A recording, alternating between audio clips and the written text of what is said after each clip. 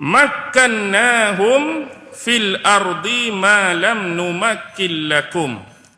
Yang mana umat-umat sebelum ini yang dimaksudkan itu, kami telah memberikan keteguhan kepada mereka di atas muka bumi. Kami memberikan keteguhan kepada mereka di atas muka bumi. Keteguhan di sini bermaksud memberikan kekuasaan dan kemewahan kepada mereka. Yang mana keteguhan tersebut malam numakil lakum, yang tak pernah kami berikan kepada kamu sebelum ni. Jadi mengapa kamu nak berlaku sombong kepada kami? Nak berlaku sombong kepada aku sebagai pencipta kamu? Nak berlaku sombong kepada utusanku yang bernama Muhammad sallallahu alaihi wasallam? Jadi ini adalah merujuk kepada umat-umat terdahulu yang telah diberikan kenikmatan kait dengan ala illah tadi, yang diberikan kemewahan oleh Allah, jauh berbanding dengan apa yang kamu punyai sekarang. Sebagai contohlah, kita boleh tengok apa yang sudah Allah berikan kepada umat-umat yang terdahulu dari sudut kemajuan teknologi yang dimiliki oleh mereka. Sebagai contoh kaum Ad, kaum Nabi Hud tu, selalu imam-imam kita baca satu surah waktu subuh merujuk surah Al-Fajr.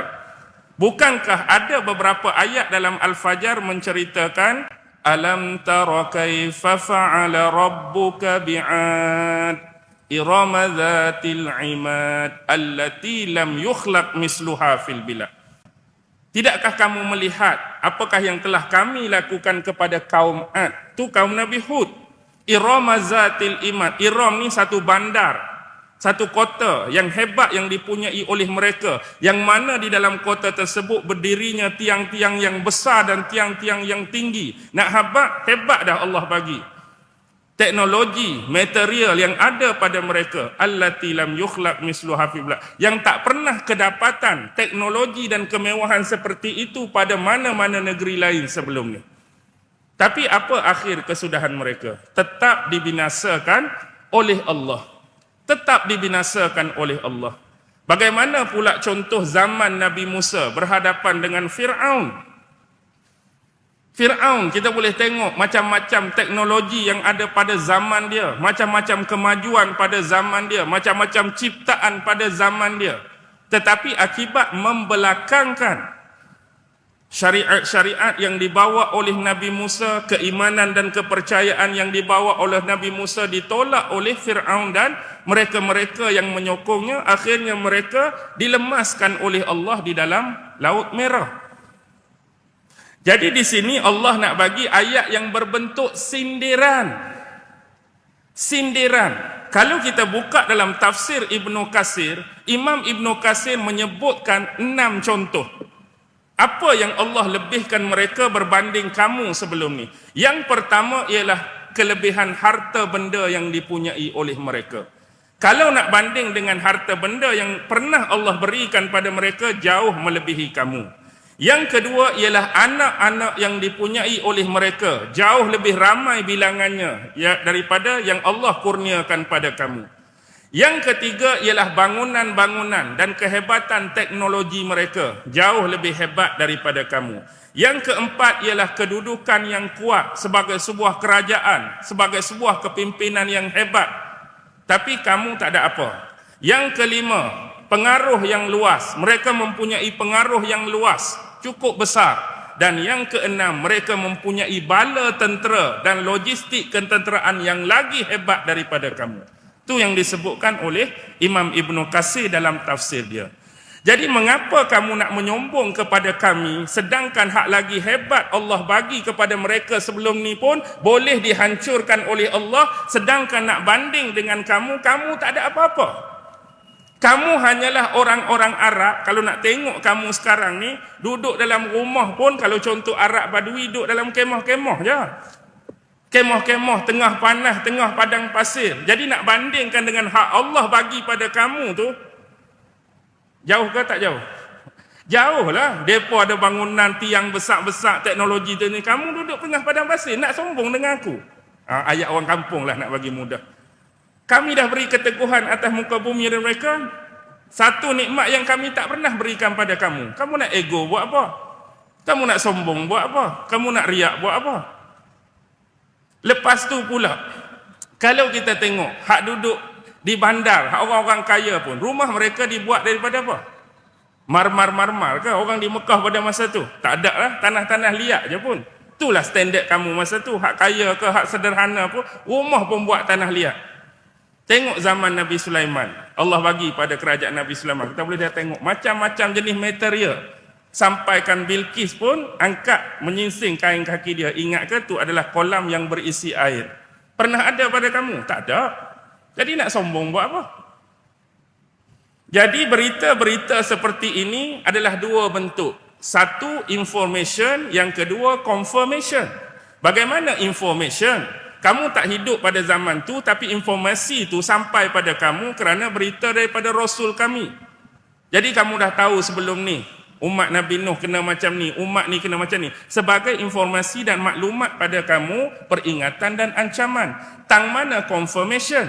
Confirmation ni ada pengesahan. Mereka juga, kamu ni pernah melalui tempat-tempat yang kami musnahkan dan binasakan tu. Terutama kamu pernah lalu tempat kaum Ad dan kamu juga pernah lalu tempat kaum Samud. Dalam hadis disebutkan, Rasulullah dan beberapa sahabat pernah lalu tak tempat kaum Samud dibinasakan kan? Rasulullah letak kain di atas kepalanya, jalan dalam keadaan cepat-cepat. Kerana tempat tu adalah pernah dibinasakan satu kaum yang menderhakai Allah. Maksudnya kamu dah lalu, kamu dah boleh tengok dengan mata kepala kamu, inilah dulu tempat tinggal, kawasan yang dipunyai oleh satu golongan yang Allah bagi macam-macam, tapi lawan Allah. Allah bagi macam-macam, lawan Nabi mereka. Akhirnya tinggal kenangan semata-mata. Boleh faham tak? Jadi nak banding dengan kamu hak tak ada apa-apa, ni Allah tak cerita lagi ni.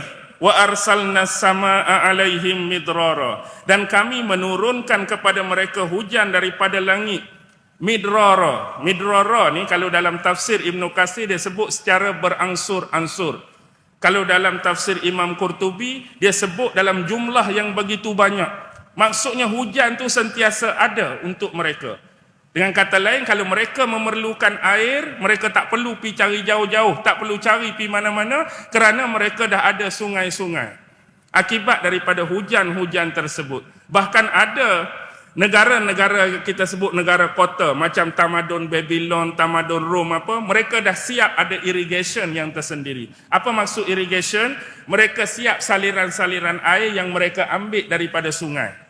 Daripada sumber-sumber tertentu, mereka buat irrigation dah. Saluran-saluran air nak masuk dalam bandar-bandar mereka. Kamu ada macam ni? Kamu ada teknologi macam ni? Tak ada. Bila tak ada, nak sombong apa? Bahkan kamu boleh lihat, hari ni, hak tersergam indah, ada yang masih kekal. Allah kekalkan tempat tu. Nak suruh kamu ambil peringatan. Ada sebahagian yang masih dalam kajian. Mungkin baru jumpa. Apa kita kata, ahli-ahli ekologi baru jumpa, duk cari, duk cek, duk apa. Banyak lagi tinggalan-tinggalan lama yang dijadikan sebagai pengajaran untuk kamu. Jadi midrara di sini Allah turunkan hujan dalam bentuk nominal yang banyak. Macam istilah yang kita berikan kepada wanita contoh. Kalau tuan-tuan jumpa dalam kitab istilah mizkar dan mi'nas.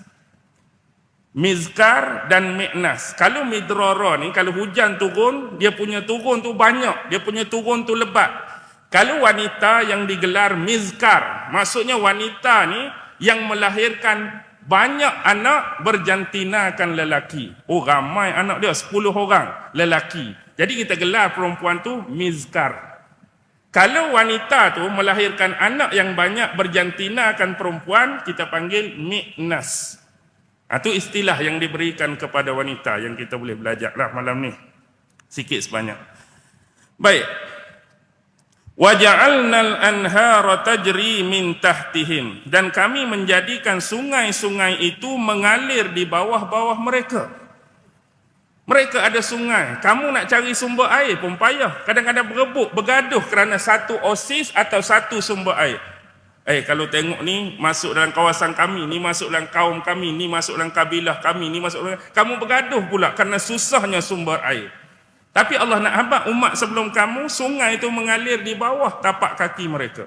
Maksudnya di bawah naungan dan kekuasaan mereka. Ingat tak apa yang Fir'aun sebut kepada Nabi Musa? Surah Az-Zukhruf 51, boleh cek. Qala ya qaumi. Fir'aun berkata, wahai kaumku, alaisa li mulku Misr. Bukankah kerajaan Mesir ini kepunyaan aku? Wa hazihil anharul lati tajri min tahti. Kalau tak silap saya, kalau boleh, kalau salah betulkan. Maksudnya sungai ini mengalir di bawah tapak kaki aku. Masuk bawah tapak kaki itu bukanlah dia piduk kaki dia dalam air itu. Maksudnya di bawah kekuasaan dia. Afala tubsirun, tidakkah kamu melihat? Tidakkah kamu melihat? Ni kesombongan dia. Nak habaq kerajaan Mesir ni kepunyaan aku. Sungai-sungai yang mengalir ni semua di bawah tapak kaki aku, bermasuk di bawah pemerintahan aku. Kamu semua boleh tengok. Ni kesombongan. Kamu ada macam tu. Nak cari sumber air pun bergaduh, berbalah, berebut. Payahnya hujan hak semacam turun pada mereka. Kita tahulah negeri Arab macam mana kan. Kalau di Mesir, tempat saya belajar setahun 2 kali saja. Confirm 2 kali. Satu nak masuk musim sejuk, satu nak masuk musim panas. Tu Allah bagi kat mereka, kamu ni. Ini sindiran. Kamu tak ada apa-apa nak banding dengan mereka, nak sombong. Kalau tak faham lagi, tak faham lah. Okey.